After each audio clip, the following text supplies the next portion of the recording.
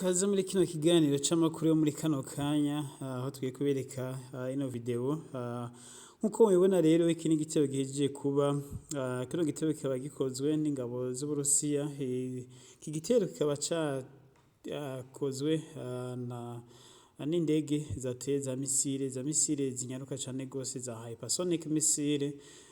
Iki gitero kikaba cagabwe ku kigo gikuru cane gose c'igisirikare ca Ukraine cari gisanzwe gifise ama systeme antimissile, aho kino kigo ari cari kijejwe ahanini gukingira ikirere ca Ukraine, kikaba catera ama antimissile gitera ku kizibira ama missile asanzwe ava mu gihugu c'Uburusiya.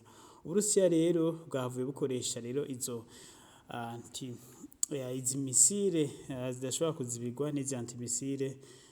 Izi missile za hypersonic nizo bakoresheje nazo murazi ko zinyaruka cane gose nibura incuro 5 kurushijwe, izo zishobora kuzibirwa na systeme iyo ari yose kuri iyi si.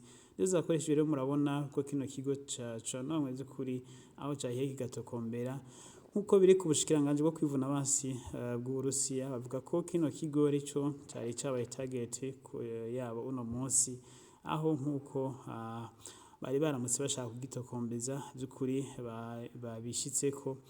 Izi missile rero zatewe n'indege, izindi nazo zikaba zatewe n'imodokari zisanzwe zitera buno bwoko bwa zino missile zisanzwe ziri muri Crimea, intara nayo isanzwe igenzurwa n'Uburusiya iyo nkoye kuri Ukraine.